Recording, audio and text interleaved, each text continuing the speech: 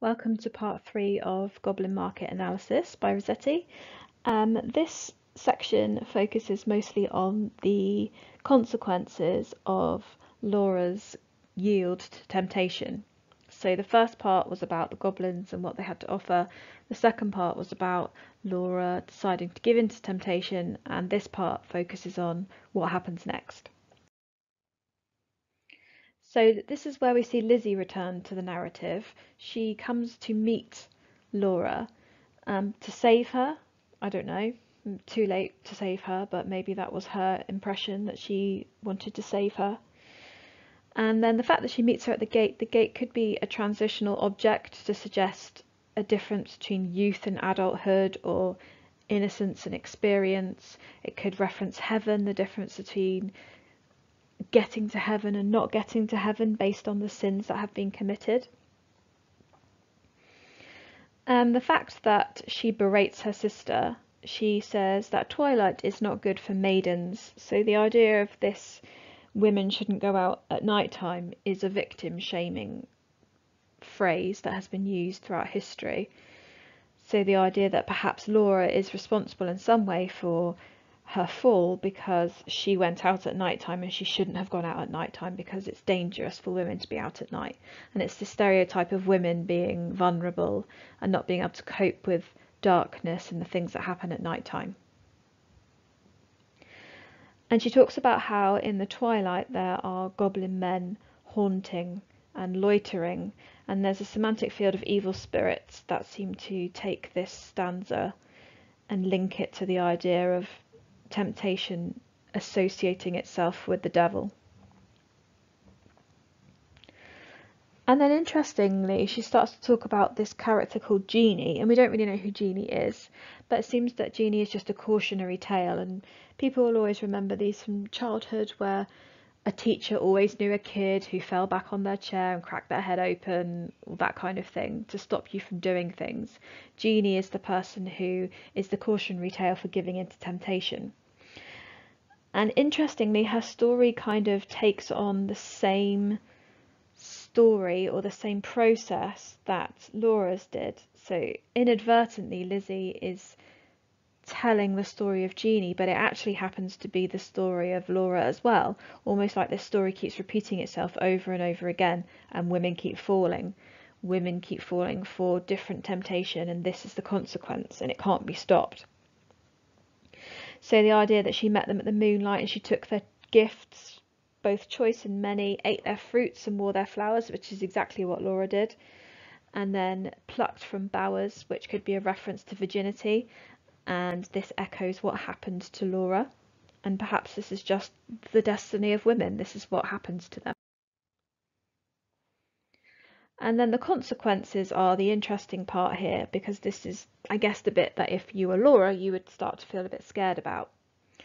So the fact that Jeannie now belongs to the moonlight suggests that she is part of darkness, which in itself connotes evil. So perhaps she is now part of this underbelly of society because she's a fallen woman.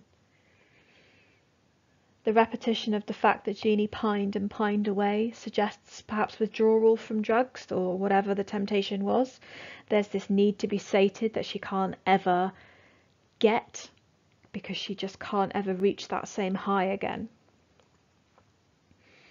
And she is spoken about seeking something day and night, and the verb sought is a very active verb, so it suggests that she is now in control of what she wants, and she's seeking it. She's going out and trying to find it.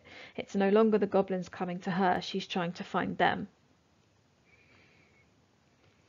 And then she's described as being dwindled and grey, which suggests a physical and psychological decay, which could be a reference to what happens to the body after drug abuse, or it could just be a metaphorical decay of someone's psychology. And then the reference to the snow could be a reference to death and the loss of innocence. So she made it through the whole summer and she ate all the fruit, and then by the winter she was dead. And the fact that no grass grows where she was suggests that she was perhaps infertile, or it could be a warning about the fact that once you give in to this temptation, you are changed forever and you can never go back to being the good, pure woman that you were before. The fact that Lizzie plants daisies there, and the assumption is that Lizzie knew this genie quite personably, is the sense that she's trying to restore her innocence for her. She's planting daisies on her grave, or the place where she used to be, to try and restore that childlike innocence. But it just can't be done. It says they never blow, so they didn't ever survive. So nothing can survive after this terrible thing that has happened. Laura's reply to Lizzie's nagging, I suppose, seems unconventional in that she says, nay, hush, my sister. So this dialogue suggests confidence, or it could also suggest denial, that she doesn't want to hear about the stories of what can happen to you when you give in to temptation, because she's enjoying it too much right now. She talks about the fact she ate her fill, so she's admitting to her sister what she has done. And this links back to the fact that before she was described as sucking and sucking. Could this reference of eating and eating make everybody think of Eve from the Garden of Eden, how she ate from the tree of knowledge, and that was what caused her downfall?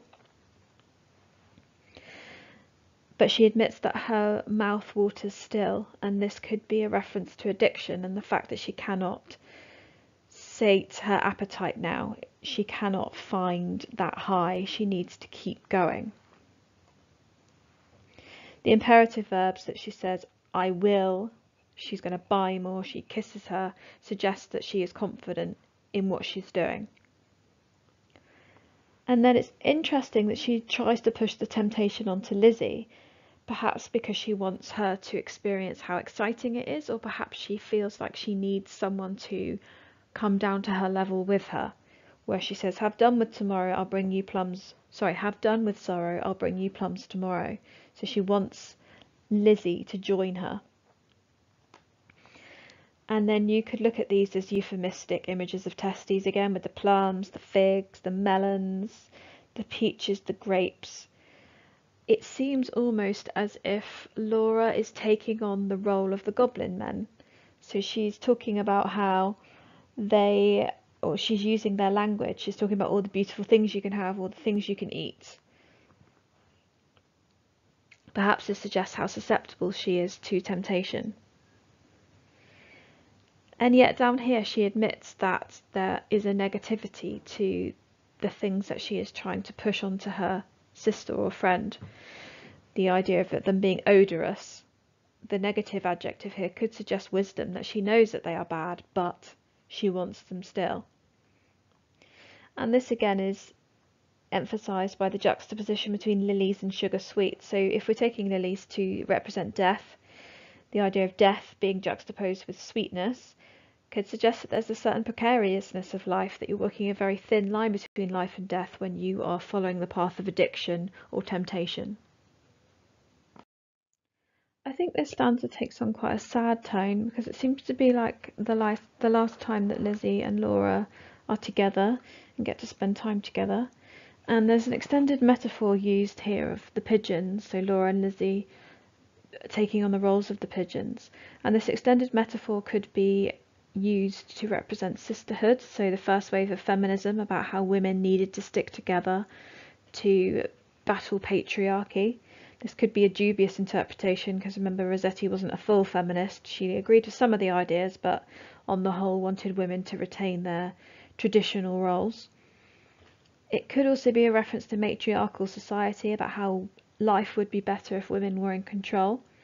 Or you could look at it from a queer theory perspective, about the fact that the pigeons are Lizzie and Laura who have embarked upon a lesbian relationship in which they find comfort and safety. However, this is going to be short-lived, because they can't stay in the tree, in the nest forever. It's not the real world. There's a semantic field of protection, with the idea of being folded in the nest and laying down in the curtained bed. So this seems like a very beautiful sanctuary that they've set up for each other, that they find safety together. There's also a semantic field of purity, so this contradicts everything that we've read so far about things being dirty and sexualized. Now they're in their nice sanctuary together. It's very idyllic. However, there's still this reminder that they are commodities for the marriage market. So even though they are being together and they're safe and they're protected and they're pure, they are still tipped with gold wings. Tipped with gold for awful kings. So the idea that their purpose is still to find a husband. And then following on from that, there's lots of natural imagery about the wind and the owls, and it's all very idyllic. It's almost a heaven that they've built for themselves, which suggests a safety for the two girls. And finally, where it talks about their cheek to cheek and breast to breast locked together in one nest, this fits in with the queer theory idea of them being lovers. It's almost an idyllic image of same-sex love or marriage if they're talking about being locked together in one nest, or it could be a reference to sisterly love. Either way, this shows how the girls being together is a natural, safe thing for both of them, away from the goblins, away from temptation. The preposition of early in the morning breaks the idyll of the night before, so it's a change in time, which suggests that there should be a change in the way that the girls behave. So what was happening the night before can't happen during the daylight, and that might be a reference to queer theory, where actually they can be lovers or partners at night time when no one can see them, but during the day that can't happen. So perhaps that's the underlying allegory for this. And then it says about the first cock crowed his warning, and this could be a biblical allusion to Peter, where he deceives Jesus, but either way the cock crowing represents a warning or a denial, so something bad is being foreshadowed here. But there's a semantic field of domesticity, so Laura and Lizzie engage in lots of domestic chores, fetching in the honey, milking the cows, setting to right the house, making cakes, churning butter, lots of activity happening during the day, which conforms to the idea of the angel in the house, which is that idea of the perfect woman being industrious. And the listing of the chores that are being completed by the girls suggests that they're really busy, but it also suggests a certain amount of mundanity, and we're not sure as the reader how long Laura can cope with this bleak existence, because before she was sucking on fruit and she was having a great time and she was getting high or whatever it was, and now she's having to cook, she's having to clean. Is Rossetti suggesting that this is not enough for women? This is driving them to do things that perhaps they shouldn't do usually. And then at the bottom, where it references talked as modest maidens should, is an oblique reference to codes of conduct that were about during the Victorian period, the lists written of how women should behave and the rules that they should follow. But it could also be a reference to the rules in the Bible about how women should behave and the commandments that should be followed. And here in this next bit you can see how the girls start to unravel, and that the domesticity that was created in the part previously is falling apart. So there's a stark contrast between the two characters. So Lizzie is said to have an open heart, whereas Laura is an absent dream. So the contrast between the two shows the difference in how they have been impacted by what's happened to them. So one is described as liking the daylight and one's described as longing for the night, and obviously it's Laura who's longing for the night because she's now associated with evil and the bad things that happen at night time, which links to her being the fallen woman. And you could compare this with the world, where the nighttime is seen to be the time where bad things happen and temptations are yielded to, whereas the daytime is where the goodness happens and the light is around for people to follow. And overall, structurally, you could say that the contrast between the two girls represents the conflict between subservience and independence. So women in the Victorian period wanting to be independent and wanting to embark upon their own adventures. However, then there's this conflict between societal expectations of having to be subservient and get married and be domestic. So the girls quite beautifully illustrate those two different types of women that were represented at this time.